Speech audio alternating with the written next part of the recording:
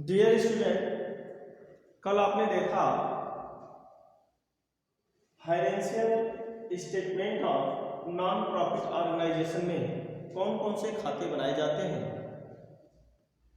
उसमें पहला खाता प्राप्ति एवं भुगतान खाता, रिसिप्ट एंड पेमेंट अकाउंट, ये क्या होता है इसके बारे में सीखा।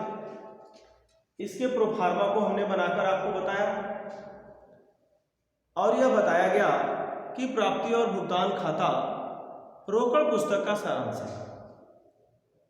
यानी रोकड़ पुस्तक और प्राप्ति और भुगतान खाते का क्या संबंध है, यानी दोनों में असमानताएं क्या क्या हैं और समानताएं क्या क्या हैं। तो आइए आज हम पहले रोकड़ पुस्तक और प्राप्ति और भुगतान खाते में अंतर पढ़ेंगे, फिर उसके बाद उसकी समानताओं को कुछ पढ़ा जाएगा, फिर एक एग्जाम्पल, एक प्रश्न हल किया जाएगा। सबसे पहले जानिए इसमें अंतर। तो प्राप्ति और भुगतान खाते में लेखे जो होते हैं, प्राप्ति और भुगतान खाते में जो लेखा किया जाता है वह तिथिवार नहीं किया जाता है, इसका एक तिथि पहले ही निश्चित कर दिया जाता है। जबकि रोकड़ पुस्तक में लेखे क्या किए जाते हैं, तिथिवार किए जाते हैं। प्राप्ति और भुगतान खाता, रोकड़ पुस्तक, प्राप्ति और भुगतान खाता व्यापारिक संस्थाओं के द्वारा तैयार किया जाता है, जबकि रोकड़ पुस्तक गैर व्यापारिक और व्यापारिक संस्थाएं, दोनों ही प्रकार की संस्थाएं इसका निर्माण करती हैं। प्राप्ति और भुगतान खाते में प्राप्ति और भुगतान खाता एक निश्चित अवधि के पश्चात, यानी एक निश्चित अवधि के पश्चात यह खाता बनाया जाता है, यानी निश्चित अवधि के समापन पर, एक तरह से कह सकते हैं वर्ष के अंत में बनाया जाता है। जबकि रोकड़ पुस्तक प्राप्ति एवं भुगतान खाते का लेखा, रोकड़ पुस्तक में प्राप्ति एवं भुगतान खाते का लेखा तिथिवार होता है, यानी जैसे जैसे रोकड़ पुस्तक में व्यवहार होते जाते हैं वैसे वैसे रोकड़ पुस्तक में लेखा किया जाता है।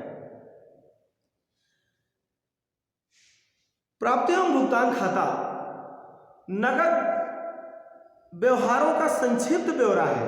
प्राप्ति और भुगतान खाता नकद व्यवहारों का संक्षिप्त ब्यौरा है, जबकि रोकड़ पुस्तक बनाए थे तो वह संक्षिप्त ब्यौरा नहीं बल्कि विस्तृत ब्यौरा थी, यानी उसमें किस डेट में क्या क्या हुआ है ये सारे आपको मिलते थे।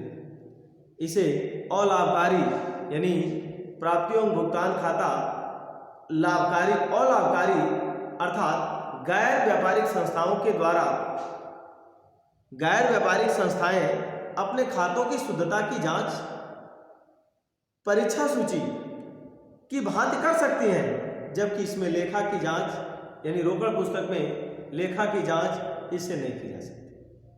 इस तरह से अनेक अंतर हैं इसमें।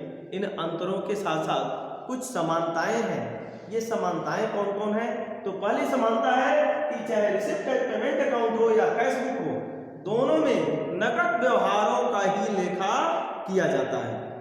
दोनों में आयगत एवं पूंजीगत व्यवहारों का लेखा किया जाता है। इतना ही नहीं, दोनों में अदत्त, पूर्वदत्त, उपार्जित, अनुपार्जित इत्यादि का समायोजन भी नहीं किया जाता, और दोनों में प्रारंभिक शेष और अंतिम, प्रारंभिक शेष से दोनों खाते प्रारंभ होते हैं और अंतिम शेष पर दोनों खाते समाप्त हो जाते हैं। यानी इस तरह से आपने देखा कि अनेकों समानताएं, अनेकों असमानताएं इन दोनों खातों के अंदर हैं। इसी के आधार पर आज हम पढ़ेंगे एक प्रश्न, from the following information prepare receipt and payment account of the Indian sports club for the year ended 31 मार्च 2020। कुछ सूचनाएं दी गई हैं जिनके आधार पर 31 मार्च 2020 को हमें बनाना है, क्या बनाना है? Receipt and payment account. हमें रिसिप्ट एंड पेमेंट अकाउंट, यानी वो सूचनाएं क्या दी गई है, इंफॉर्मेशन है। ओपनिंग स्टॉक यानी ओपनिंग कैश बैलेंस 1000, आपको बताया गया है ओपनिंग कैश बैलेंस आपको यहाँ दिखाते हैं। तो शुरू में यानी शुरुआत ही इसी से हम करेंगे।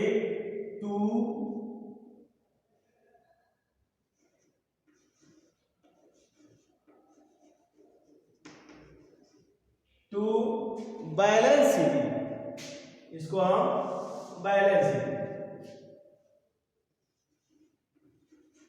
बैलेंस बीडी पिछले वर्ष का है, ये 1000 हमने लिख दिया तो बैलेंस बीडी। अब देखिए सब्सक्रिप्शन, अगला है सब्सक्रिप्शन फॉर 2019-18-19 हम बना रहे हैं, डेट देखिएगा, फॉर द ईयर एंडेड 31 मार्च 2020, और यहाँ पर 3 वर्षों का चंदा दिया हुआ है, सब्सक्रिप्शन दिया गया है, एक 18-19 का, एक 19-20 का और एक 20-21 का। और आपको यह बताया गया है चाहे प्राप्तियां किसी भी वर्ष से संबंधित हो, चाहे वो प्रीवियस ईयर से हो, चाहे वो नेक्स्ट ईयर से हो, चाहे वो करंट ईयर से हो, यदि करंट ईयर में रिसीव की जा रही है तो उसको हम यहाँ लिखते हैं, यानी तीनों रिसीव की गई है करंट ईयर में, तो लिखिए टू सब्सक्रिप्शन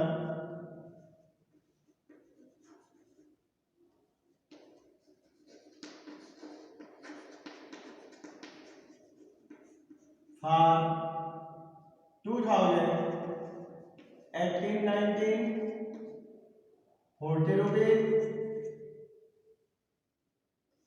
2019-20 400, 2020-21 30 रुपए, यानी ये 470 रुपए आपके क्या हो गए, हमें सब्सक्रिप्शन रिसीव किया, ये हमने सब्सक्रिप्शन रिसीव किया 470 रुपए। क्लियर। अब आइए इसके आगे दिया है फर्नीचर परचेस, कंपनी ने कि इंडियन स्पोर्ट क्लब ने क्या किया, फर्नीचर परचेस कर लिया, ये हमारे एक्सपेंसेस हुए ना, पेमेंट हुए, तो यहां लिख देंगे बाय फर्नीचर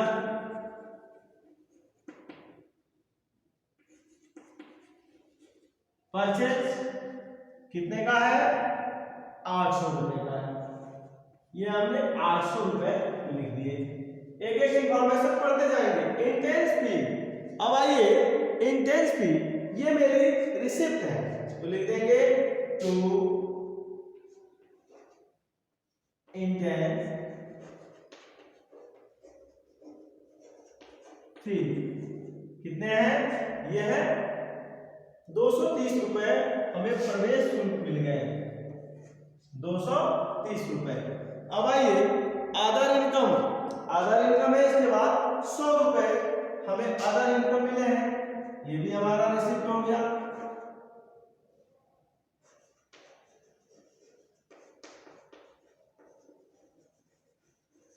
अदर इनकम ये हमारे 100 रुपए हो गए, 100 रुपए अदर इनकम। इसके बाद से है हमारा डोनेशन, ये देखिए डोनेशन 700 रुपए, यानी हमें दान में मिल गया 700 रुपए, ये भी हमारा रिसिप्ट हो गया। To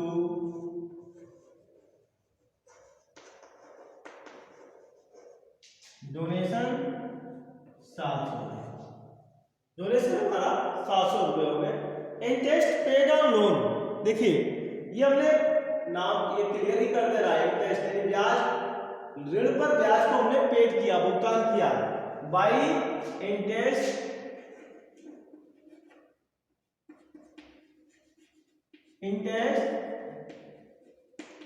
paid on loan, interest paid on loan ये कितना है, ये 40 रुपए, 40 रुपए हमने क्या कर दिया, इंटरेस्ट को पेड कर दिया। इसके बाद से है अंतिम इंफॉर्मेशन है अदर एक्सपेंसेस पेड, नाम से ही क्लियर है, ये व्यय हमने पेड किया है, यानी कुछ अदर एक्सपेंसेस यानी किसी अन्य प्रकार के जो व्यय है उसको हमने पेड किया, यानी बाय अदर एक्सपेंसेस।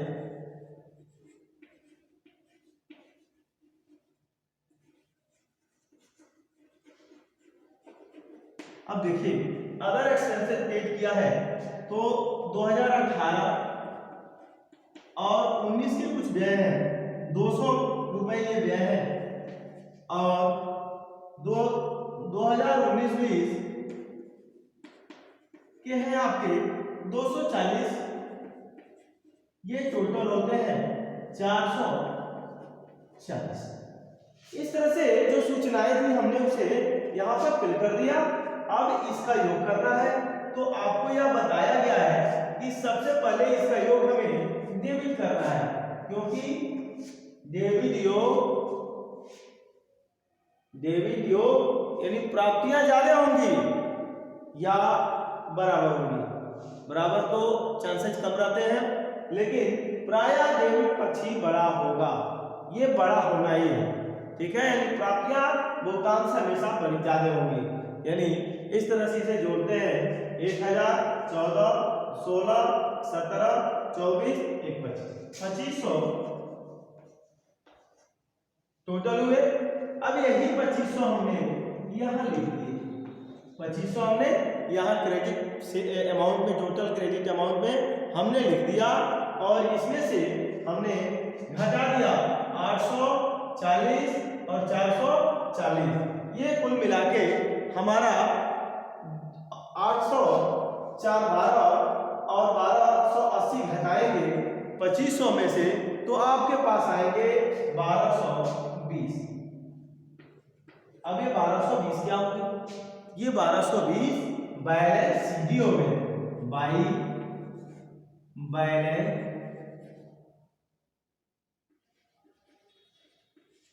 सीडी। तो इस तरह से अब हमारा ये बैलेंस सीडी मिल गया। 1220 रुपए मेरे पास शेष हैं इस वर्ष, यानी जो भी रिसिप्ट हुए उससे हमें 1220 रुपए मेरे पास शेष है। तो इस तरह से इसमें कोई भी असुविधा हो तो इससे आप बताएंगे, और अगले दिन हम इसी तरह से अगला खाता पढ़ेंगे, प्रोफार्मा उसका जानेंगे।